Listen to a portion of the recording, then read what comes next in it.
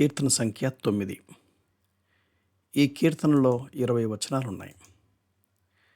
ఈ కీర్తనకు నేను పెట్టిన పేరు పతనమైన స్వార్థపూరిత లోకంలో యుద్ధం తప్పదు. సత్యము మరియు న్యాయము పక్షమున ఎవరు నిలబడతారు అనేదే ప్రశ్న.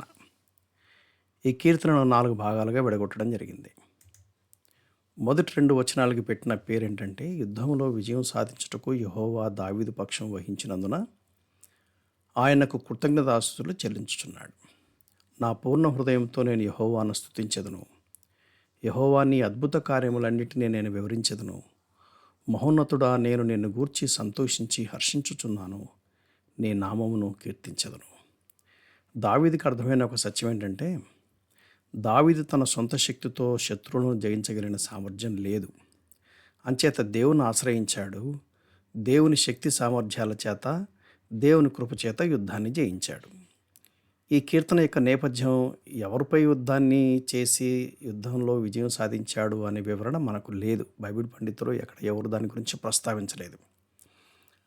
అయితే ఈ కీర్తన ప్రామాణికంగా ఉండటానికే బైబిల్ గ్రంథంలో ఎందుకు పెట్టారు అంటే, నాకు తట్టిన ఆలోచన ఏంటంటే, ఇంచుమించు 1000 years BCలో రాయబడినటువంటి మాట ఇప్పుడు 2000 మొత్తం 3000 సంవత్సరాల క్రితం మాట.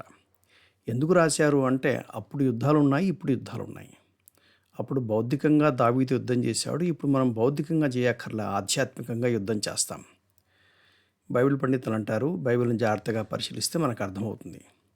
మనకు కనీసం 3 రకాల శత్రువులు ఉన్నారు. ఒకటి సాతాను, పడిపోయిన దేవదూతలు, వారికి నాయకుడిగా ఉన్నటువంటి సాతాను, అపవాది అని అంటుంది బైబిల్. రెండవది, సాతాను తనకు అనుకూలమైనటువంటి ఒక లోకాన్ని, దేవునికి వ్యతిరేకంగా ఒక సిస్టమ్ని, ఒక కస్టమైజ్డ్ సిస్టమ్ను, దేవుని నీతికి, దేవుని పవిత్రతకు, దేవుని న్యాయానికి వ్యతిరేకంగా లోకంలో ఒక సిస్టమ్ను తయారు చేశాడు. మూడవ శత్రువు ఏంటంటే, మనలో ఉన్నటువంటి పడిపోయిన పాప నైజం, ఆదాము నైజం అని చెప్తుంది బైబిల్ గ్రంథం. ఇది ఎప్పుడు దేవునికి వ్యతిరేకంగా పోరాడుతుంది. ఈ 3 రకాల శత్రువులతో ప్రతి విశ్వాసి, ప్రభువైన యేసుక్రీస్తును అంగీకరించినటువంటి ప్రతి వ్యక్తి చాలా అవస్థపడతాడు. అంచేత దావీదు అంటాడు, నా పూర్ణ హృదయంతో నేను యెహోవాను స్తుతిస్తాను. యెహోవా నీ అద్భుత కార్యాలన్నీ నేను వివరిస్తాను. ఎందుకంటే నీవు నా యుద్ధాలు జయించావు, నా పక్షంగా నిలబడ్డావు, యుద్ధంలో విజయం సాధించడానికి దయ చూపించావు అని అన్నాడు. ఎంచేతనంటే, స్వార్థపూరితమైనటువంటి లోకంలో, పతనమైనటువంటి మనుషుల మధ్యలో ఖచ్చితంగా పోరాటం ఉంటుంది. సత్యానికి, అసత్యానికి, న్యాయానికి, అన్యాయానికి, పవిత్రతకు, అపవిత్రతకి పోరాటం ఉంటుంది. యుద్ధం ఉంటుంది. ఆ యుద్ధంలో ఎవరి పక్షంగా ఉన్నాము అనేదే మనకు ప్రశ్నించుకోవాలి. ఆ తర్వాత భాగం 9వ అధ్యాయం 3-8 వరకు యెహోవా తీర్పులు న్యాయమనివి అని పేరు పెట్టడం జరిగింది. నీవు నా పక్షమున వ్యాజ్యమాడి నాకు న్యాయం తీర్చుచున్నావు. నీవు సింహాసనాసీనుడవే, న్యాయమును బట్టి తీర్పు తీర్చుచున్నావు. కాబట్టి నా శత్రువులు వెనుకకు మళ్ళుదురు, నీ సన్నిధిని వారు జోగుపడి నశించుదురు. నీవు అన్యజనులను గద్దించి ఉన్నావు, దుష్టులను నశింపజేసి ఉన్నావు. వారి పేరు ఎన్నటికీ ఉండకుండా తుడుపు పెట్టి ఉన్నావు. శత్రువులు నశించిరి, వారు ఎన్నడూ ఉండకుండా నిర్మూలమైరి. నీవు పెకిలించిన పట్టణములు స్మరణకు రాకుండా బొత్తిగా నశించెను. యెహోవా శాశ్వతముగా సింహాసనాసీనుడై ఉన్నాడు. న్యాయం తీర్చుటకు ఆయన తన సింహాసనమును స్థాపించి ఉన్నాడు. యెహోవా నీతిని బట్టి లోకమునకు తీర్పు తీర్చును, యథార్థతను బట్టి ప్రజలకు న్యాయం తీర్చును. దేవుని యొక్క న్యాయం అది సత్యమైన న్యాయం. అందులో నీతి ఉంటుంది, అందులో న్యాయం ఉంటుంది, అందులో పవిత్రత ఉంటుంది, అందులో దేవుని ప్రేమ ఉంటుంది, అందులో దేవుని కృప, కనికరాలు కూడా ఉంటాయి, దయాదాక్షిణ్యాలు కూడా ఉంటాయి. అయితే దేవుడు ఎవరిని హెచ్చరించకుండా శిక్షించడు. దేవుడు ఎవరిని హెచ్చరించకుండా తన తీర్పులు వెల్లడి చేయడు.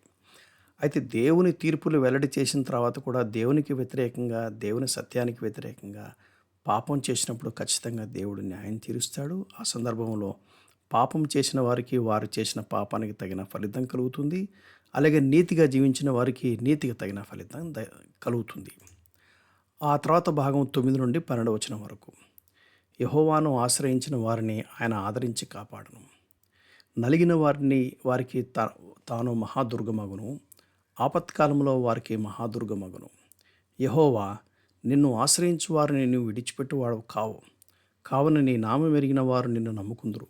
సీయోను వాసి అయిన యెహోవాను కీర్తించుడి. ఆయన క్రియలను ప్రజలలో ప్రచురం చేయుడి.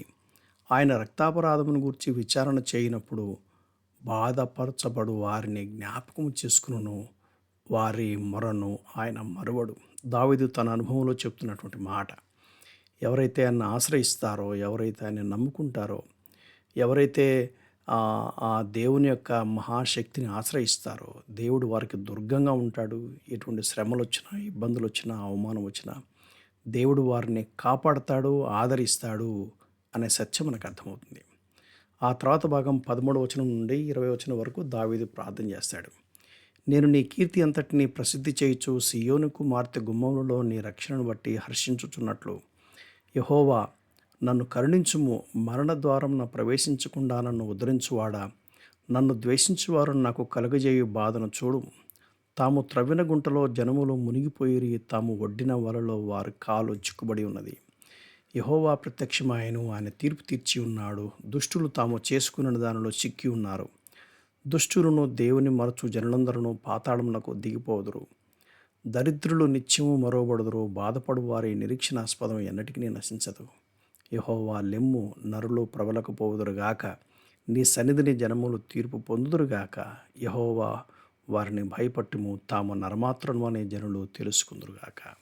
దేవునికి వ్యతిరేకంగా పోరాడే ప్రతి వారికి ఖచ్చితమైనటువంటి తీర్పు ఉంటుంది. అయితే దేవుడు తగినంత సమయం ఇస్తాడు. ఆ తగినంత సమయంలో తాము చక్కదిద్దుకోకపోతే ఖచ్చితంగా దేవుని తీర్పు ఉంటుంది అని దేవుని వాక్యం చెప్తుంది. ఏది ఏమైనా మనం ఆలోచించాల్సిన ప్రాముఖ్యమైన సంగతి ఏంటంటే, పతనమైన స్వార్థపూరిత లోకంలో యుద్ధం తప్పదు. ఆ యుద్ధంలో ఎవరి పక్షమున మనం నిలబడ్డాము అనేది చాలా ప్రాముఖ్యమైనది. Thank you. God bless you.